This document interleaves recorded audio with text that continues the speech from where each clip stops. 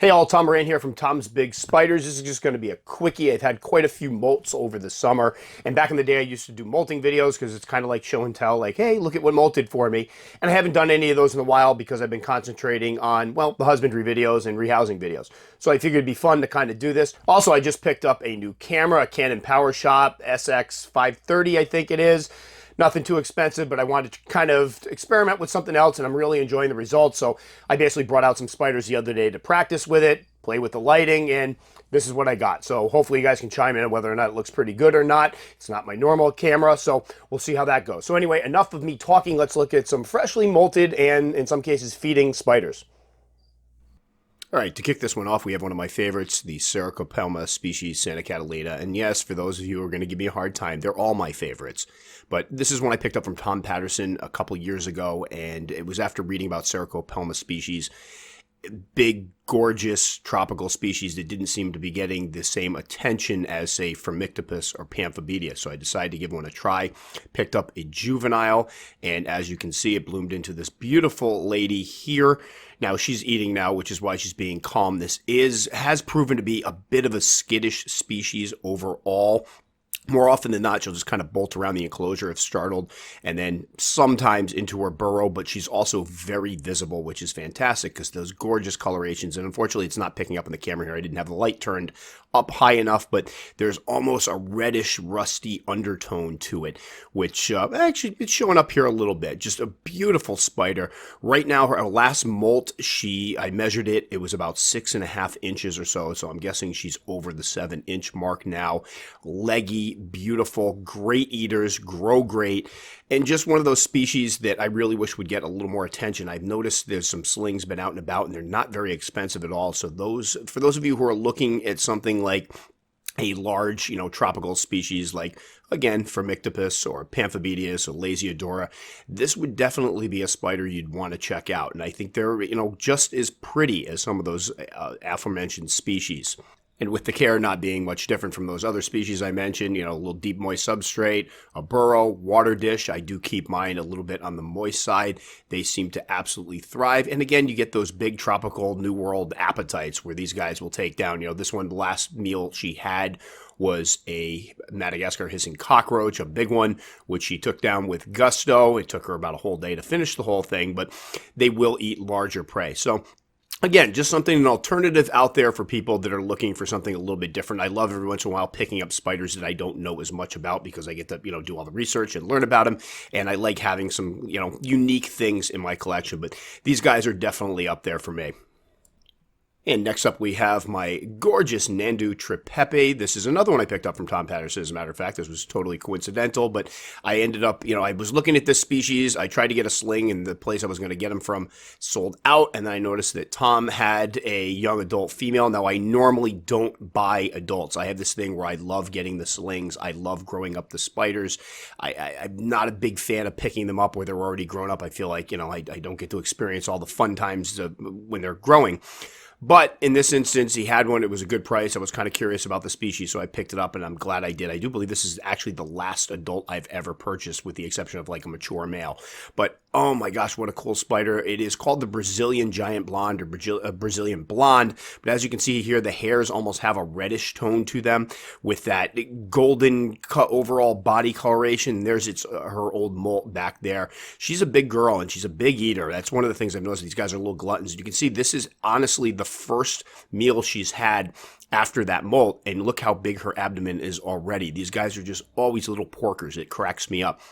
And for mine, she eats fantastically well. She's got a heck of a personality on her. And this is the one I mentioned before that is a little loopy. When I open the enclosure, it's not so much she bolts around the enclosure as she'll sometimes crawl right up and sit right in the edge and kind of look at me like, hey, what are you doing? What are you doing up here? And she will sometimes circle the enclosure a little bit, but then she'll calm down and sit there. Just a strange little spider with a lot of personality, which I absolutely adore. And of course, she looks like a big ball of fluff. So as you can see here, I got a little close up of her. there's that undertone coloration as I try to focus with those reddish hairs all over. Just a really unique looking spider, and just, one of the few spiders I keep that I honestly, if it was big enough, I'd probably want to hug it. And I know that sounds weird, but it's just such a fuzzy little one. This is one of the ones I feed when I'm feeding it. I always call Billy over because she absolutely adores her. Just a cool looking animal. Definitely one I will be picking up as slings so I can get the experience of growing them up. And here we have my Stola Iheringi, or Entre Rios, I believe is the common name, which is kind of a strange common name thinking about it. But again, just a gorgeous, unique spider. Not your typical Stola in that these guys grow rather quickly. I believe I got her at about 3 inches from Jamie's tarantulas several years ago, and she has molted about 5 times since then. They molt fairly regularly compared to other Stola species. Now, to put that in perspective, I have a Stola rosea sling that I picked up close to 6 years ago that is only molted 2 times in that amount of time. So really, they eat great. They're voracious hunters. This is one that I've had literally sprint across an enclosure to grab crickets before. But overall, she's very laid back, which is cool. So it's kind of got that grandma pet rock thing going where she'll just sit there, which is great because she is gorgeous. And now what's not showing up here, and she is darkened up a little bit after a recent molt, but they almost have a bluish sheen to their overall body. And then obviously that bright red abdomen just is very, very striking. But one of the cooler ones I keep, and they get very large. They're considered to be one of the largest species of Stola, if not the largest. I've got to check my notes on that one, but I know that females supposedly hit 8 inches. This one now is about 7. She's a hefty girl and not done growing yet, but as you can see, she's got a couple red runner roaches there. Some males. I've been feeding out my males. Happy as a clam, did her little happy dance there. And the care for these guys is quite simple. I've kept this one mostly dry with a water dish and a wet spot, but now that she's older, I don't worry about it as much. But just such a cool, neat-looking spider, and not your typical Stola, which is why I think they stand out so much. And they seem to be readily available in the hobby again, which is great, because when I got mine, they were pretty difficult to find. So for anybody looking for a unique Stola species, you may want to check out the Stola Iheringi or Entre Rios. Really cool spiders, definitely worth grabbing up when you can find them. And here we've got some explaining to do. This is my Brachypelma Boemi. I've literally, we're up to 12 pronunciations, I think, on this one. So pick whichever one works for you. Baumgart Knee hybrid. Now, unfortunately, a bunch of these guys came into the hobby several years ago, and somebody bred them. It sounds like it was actually purposeful. They bred a Brachypelma Boemi with a Baumgart Knee. Now, these are guys that in the wild have natural boundaries. I believe it's a river that separates them, so although they can breed successfully, they don't in the wild because they can't get to each other. However, people being people, bred them and then sold them as Boemis, and as word got out, people started realizing that they weren't straight, pure Boemis, or Boemis, whatever it may be. So this one is one of those. I did some research on it. I had noticed as she started putting on size that she didn't look like other photos of the Boemis I had been seeing.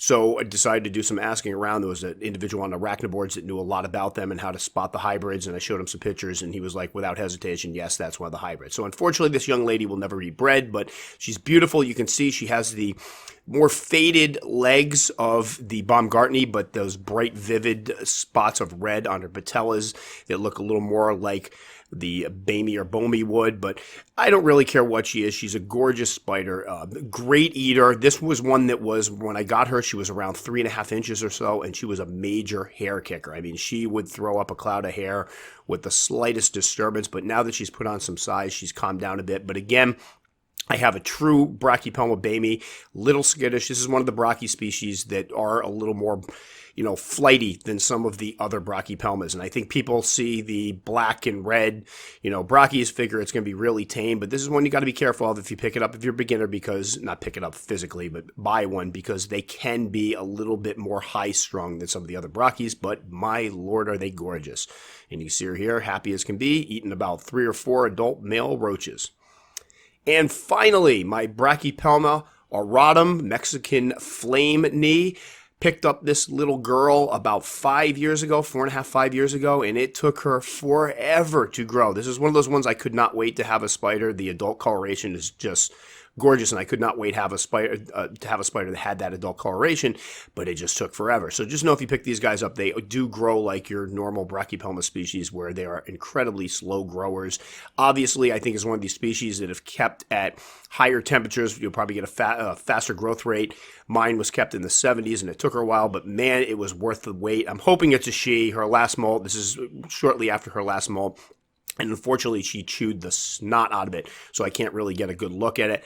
I'm hoping she, little gangly, we'll see how it goes, but it would be a real heartbreaker at this point to have this one for, 5 years or so and not get a female, but regardless, beautiful spider. Love the red on the patellas. She's a great eater.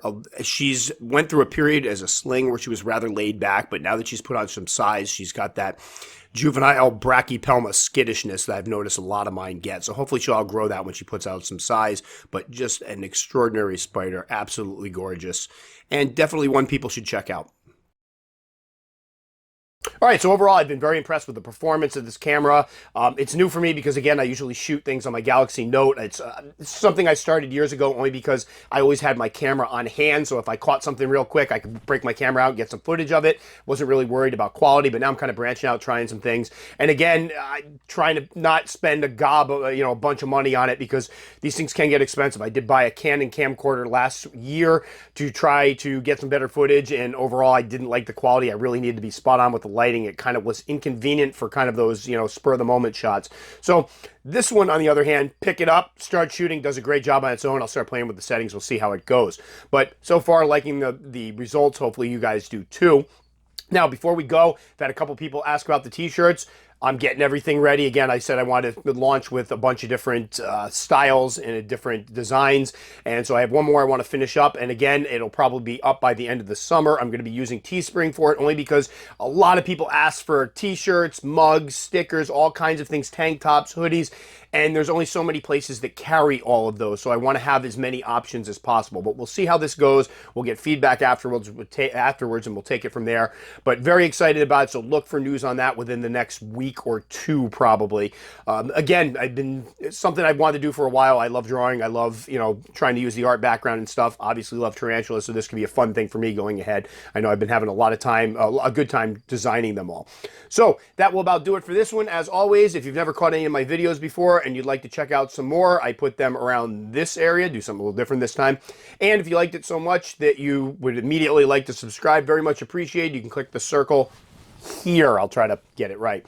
As always, please leave a comment. I love getting comments. I answer every single one of them. I think most people will attest to that. And hopefully we'll see you on the comment section. Thanks so much for watching. We'll catch you next time.